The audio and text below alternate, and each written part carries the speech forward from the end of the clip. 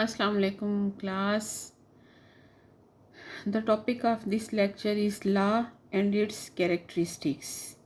Course title is Introduction to Political Science Second. This lecture is for class BS Political Science second semester. Sobia Riaz here. Law and its characteristics.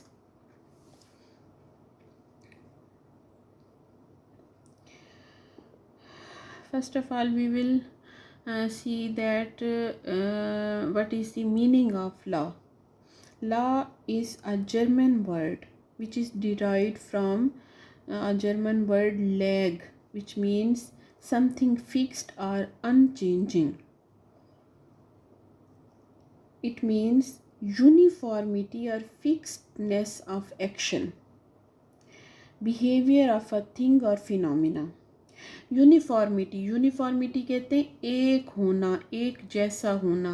Law जो है वो हमेशा सबके लिए एक होता है, एक जैसा होता है. ये नहीं कि मेरे लिए कोई लॉ है, आपके लिए कोई और है. और फिक्स्डनेस ऑफ एक्शन, यानी एक मखसूस एक्शन जो कि फ़िक्स है, उसमें तब्दीली नहीं हो सकती, जो कि तमाम लोगों के लिए सेम फिक्स्डनेस रखता है, सेम बिहेवियर रखता है, उसको लॉ कहते हैं.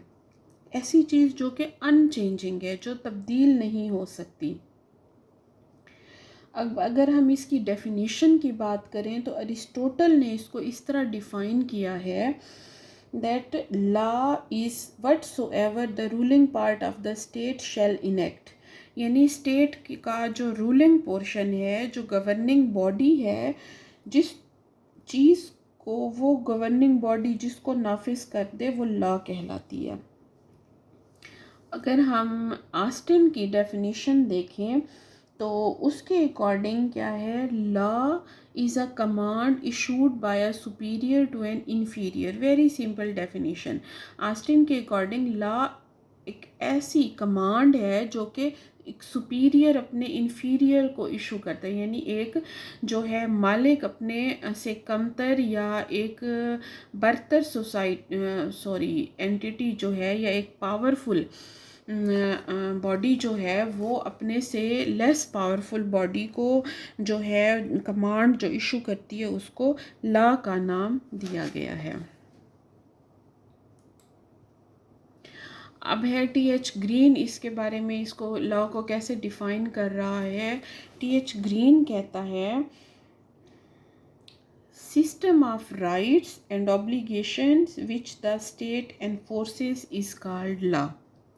यानी राइट्स और ऑब्लिगेशंस, हकूक़ और फ़राइज़ का ऐसा निज़ाम जो कि स्टेट एनफोर्स करती है, स्टेट नाफिज करती है, स्टेट राइज करती है, वो लॉ कहलाता है वो निज़ाम.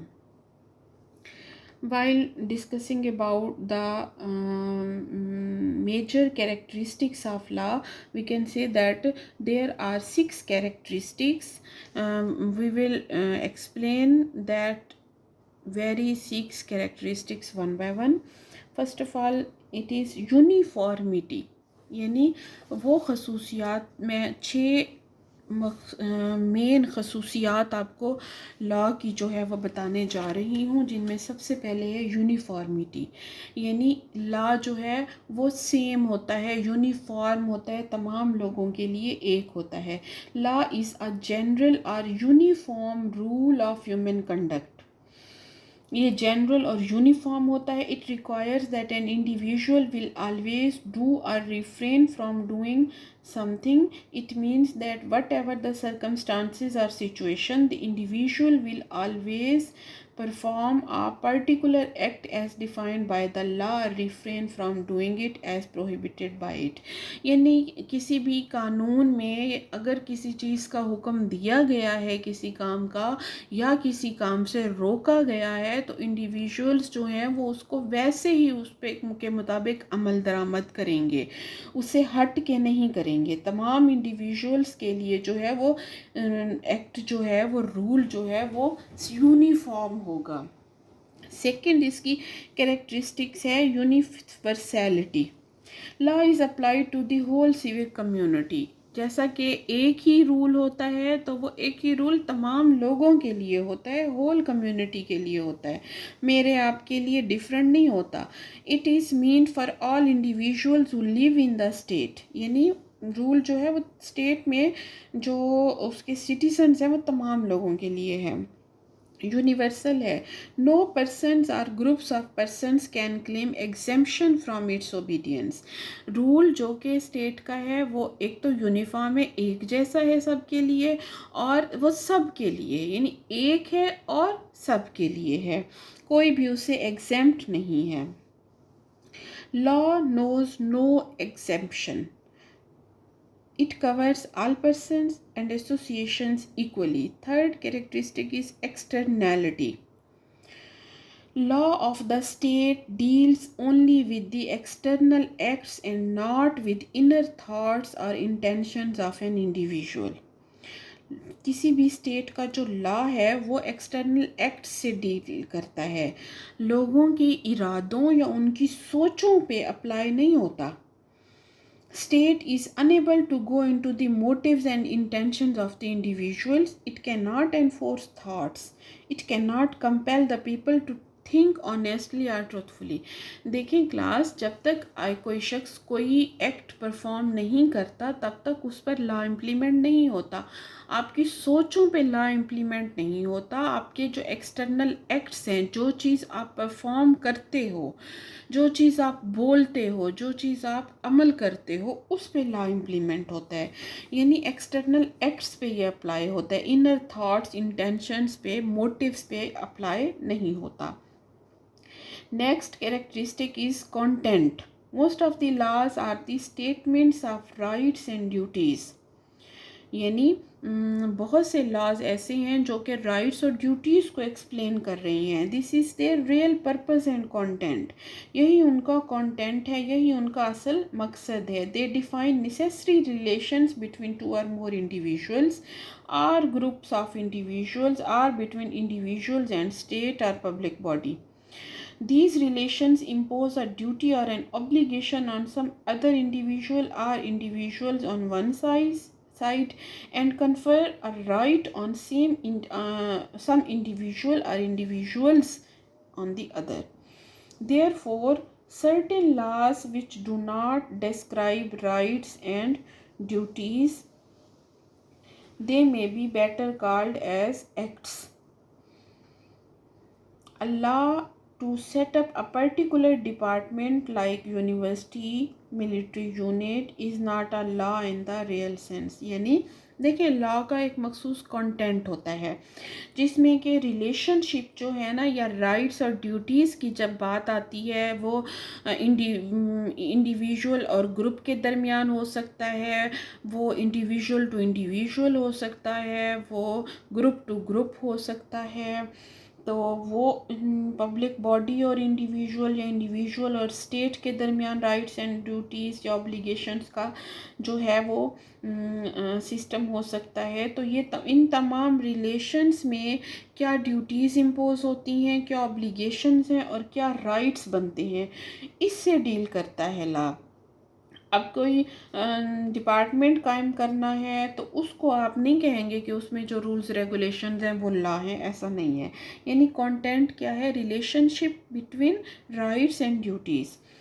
नेक्स्ट इसका है कैरेक्टरिस्टिक है fifth one, that is formulation.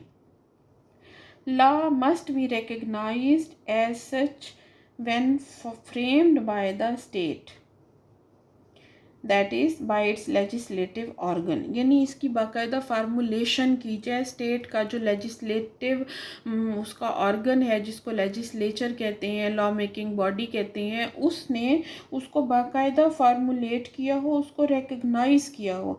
Unless a custom और a moral rule or any social relation and interest is not formulated or legislated upon by the state, it will not become a law, nor it will be enforced by the courts।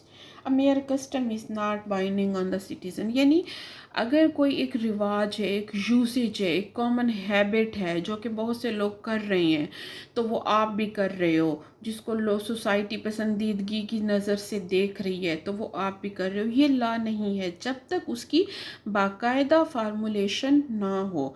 Formulation किससे होगी? State की जो legislative body है, जब तक वो उसको formulate ना करे, उसको अप्रूव ना करे, उसको रिकग्नाइज ना करे, तब तक वो लॉ नहीं है, तब तक वो सिटीजन्स पे बाइंडिंग नहीं है। Last characteristic is sanction. Law is enforced bye the state by its coercive power or by its power to reward. It punishes those who violate it by fine, confiscation of property, imprisonment, and in the last resort by execution or exile. This force or threat of punishment or giving of reward by the state is called its sanction. Sanction को अगर हम word को देखें तो worldly meaning इसका है official permission of an action, यानी state जो है ऑफिशियली किसी काम की इजाज़त दे। तो लॉ जो है वो स्टेट की तरफ से एनफोर्स किया जाता है, इसलिए उसकी ओबेइंग पे स्टेट रिवार्ड भी दे सकती है और उसकी डिसओबीडियंस पे स्टेट डिफरेंट टाइप्स की जो है वो पनिशमेंट्स भी दे सकती है, पेनल्टीज़ की फॉर्म में, एग्जीक्यूशन की फॉर्म में, इम्प्राइजनमेंट या फिर कन्फिस्केशन ऑफ प्रॉपर्टी की सूरत में। तो ये था हमारा आज का लेक्चर। आई होप आपको समझ आ गया होगा। अगर कुछ समझ ना आया हो तो आप मुझसे व्हाट्सएप ग्रुप में डिस्कस कर सकते हैं। Thank you. अल्लाह हाफिज़।